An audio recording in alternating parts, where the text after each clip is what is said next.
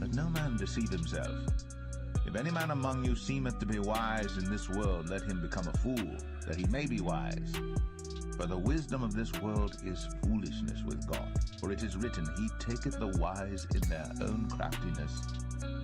And again, the Lord knoweth the thoughts of the wise, that they are vain. Therefore let no man glory in